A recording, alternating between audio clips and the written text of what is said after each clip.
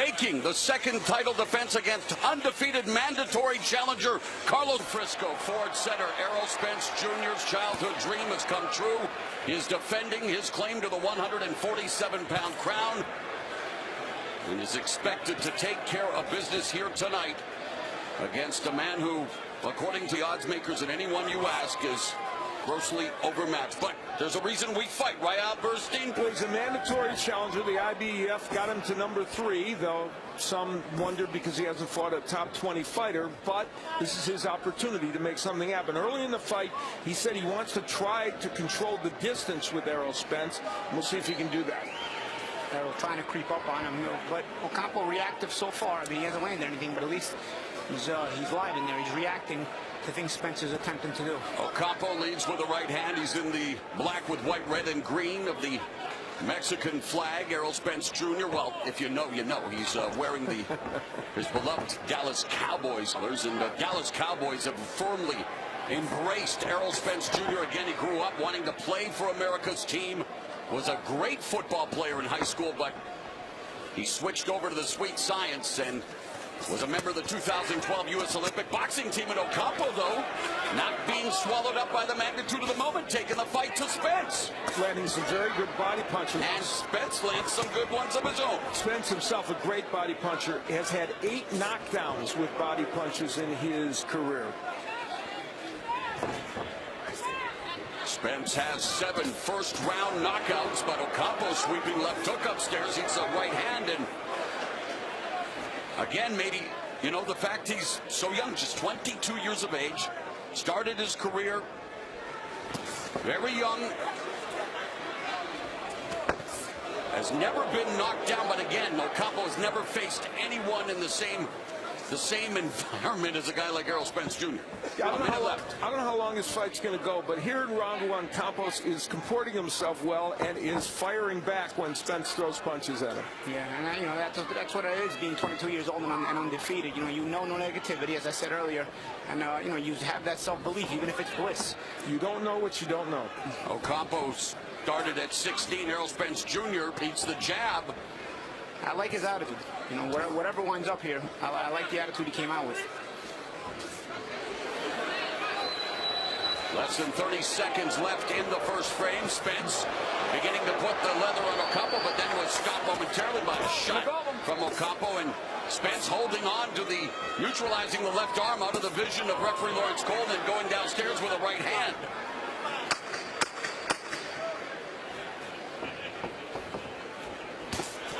So far, Carlos Ocampo saying, I'm not going to go quietly into the good night. I spoke too soon. Gets dropped with 1 second left in the opening round. Spoke too soon, Mom.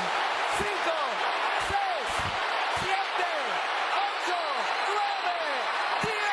And man down. Round 1.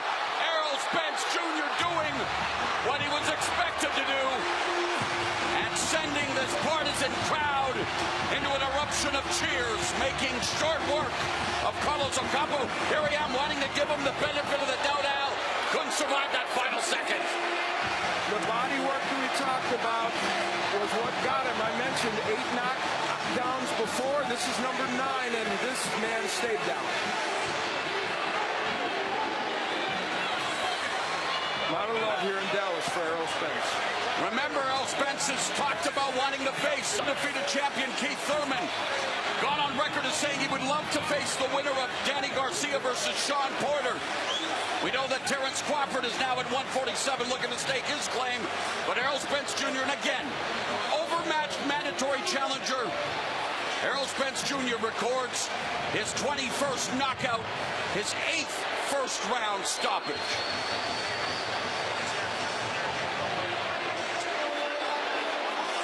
13 of the 16 power connects in the first round were to the body by Errol Spence. That was our last body shot that did in Campos. Spence bodied Ocampo to successfully defend his 147-pound title for the second time, and hopefully this sets up some big fights at welterweight. We go back and take a look from several angles at the work to the body that would end this fight. Spence had landed a lot of body punches, and only a second left in this round. Oh, and right underneath. The first left really hurt him, and then the second one sent him down. Shot right underneath the right arm. As Ocampo was trying to come up with his own uppercut, when we get another look at it, you'll see that first left lands right as Ocampo's throwing. And when you're throwing, you're exhaling. So that body shot that hits you as you're exhaling has that double effect. And that would be the end of this fight. And here again, oh, that was a low blow. Wow. That one went low. Oh, that one's not the one. But that's not the one that put him out. Right there, right there. There's the punch there. You can see it right there. That one was the one that did him in, and right inside the elbow. Yeah. So Ocampo was not protecting his own rib cage because he was trying to come with his own shot with the right arm. And Spence punched inside him. And yet a third look to take a look, and this will be even the best angle to see just where that punch landed. Spence pushing him off and ripping downstairs. That was a superb body shot. Yep. And as I said, 8 times prior to this, fighters have gone down from body shots, and this was the 9th, and this man stayed down. Yep. Punch right inside that right arm. Well-timed shot. Errol Spence Jr.'s body of work exemplified by his body work. I seem to have heard someone say that once upon a time. And here in round 1, Errol Spence Jr., the Lone Star, returns successfully as expected, and even he said he wanted to get his mandatory challenger out of the way. And there's Jay Jones, the owner of the Dallas Cowboys.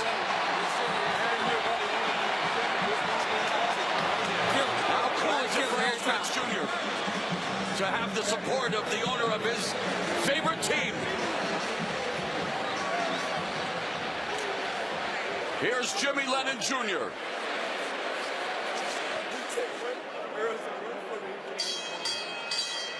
Ladies and gentlemen, at the 3-minute mark of round number 1, a referee in charge, Lawrence Cole, reaches the count of 10. He is the winner by way of knockout, boxing's pride of Dallas, and still the undefeated IBF welterweight champion of the world, Errol Spence Jr.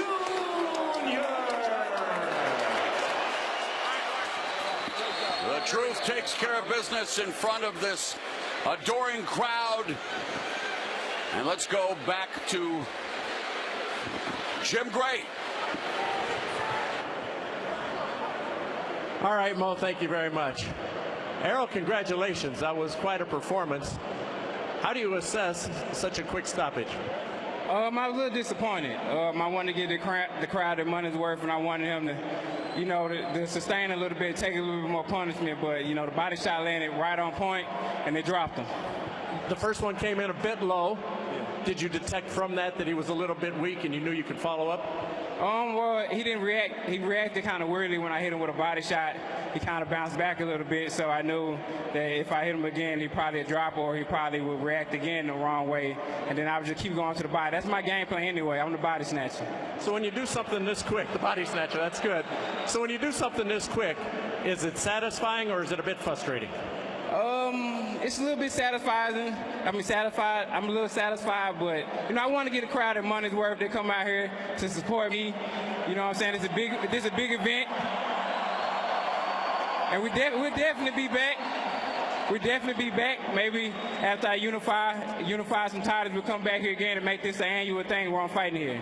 All right, before we talk about what's next, let's take a look here at the fight, very brief as it was. Tell us, from your vantage point, what you saw and how you were able to take advantage of these body shots. Here comes the first one. Right there in the solar plex, and I went on the outside because he kept ducking. He was trying to come underneath. And that's my game plan anyway when I come on that side, to check the body and see how he reacts in the first round. And if he reacts weirdly, I keep going to the body and keep breaking her down. Now, you get a fight here at the Star. Growing up, you've told us many times you wanted to be a Dallas Cowboy. You got out of football, got into boxing. Now you're performing in front of the Dallas Cowboys. And this gentleman right here, Hall of Famer Jerry Jones, what was this moment like for you? Oh, this moment is great, man. This is a dream. I mean, I wanted to play for the Dallas Cowboys. Now I'm fighting in front of the Dallas Cowboys, fighting in front of Jerry Jones, the owner. And, man, this is a dream come true. We definitely be back and make this an annual thing. I thank you for letting me use your arena and just promoting me. And I appreciate that a lot. Thank you to the whole Dallas Cowboys organization. Aaron, you make the Cowboys, you make sports proud tonight. This room was full of Dallas Cowboy football players supporting you. They share your passion. I saw a guy in this ring that knew what he wanted. I know what he wants, okay? We all saw that. When you knock a man out by hitting him right on the side of his back, you're bad to the bone, all right? Jerry, you've won 3 championships as the owner.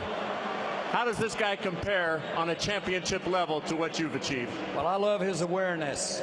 He's aware of his sport. He had a plan from the beginning. He is exceptionally gifted. He has a family that are behind him. And the Cowboys, our family, just want to be behind him as well. You're going to have him back. We're going to fight here again, maybe in a big stadium? He is a champion. He can fight again tonight if somebody wants to step up here. I guess that means yes, so let's ask you. We got Garcia and Porter going to fight, and we also have Keith Thurman, who is out right now, but he's going to be coming back. What would you like to do next? And also Bud Crawford would like to get into this conversation as well. What would you like to do? First, I'd like to congratulate you for being getting into the Hall of Fame. Thank you very much. Thank you. You'll have your day. Thank you very much. Hopefully I will. You put in a lot of time. But 41 years. You don't have to fight that long. I think you're well on your way. But I want to fight the best. Danny Garcia and Sean Porter fighting each other. I definitely want to make that a unified fight, and we fight each other. We both got the same management. We both fight on Showtime. Why not? Why not make it happen? This year? I think they fight in September, so probably not going to happen this year. But next year, I definitely want that fight, whenever it's available. Errol, it's great to be here in your hometown. Terrific performance. Thank you. And I'd like to thank everybody for coming out and supporting me. I really appreciate that. I love y'all, and I'll definitely be back. Errol, thank you. All right, let's go back upstairs to Brian Custer. All right, Jim Gray, thank you very much.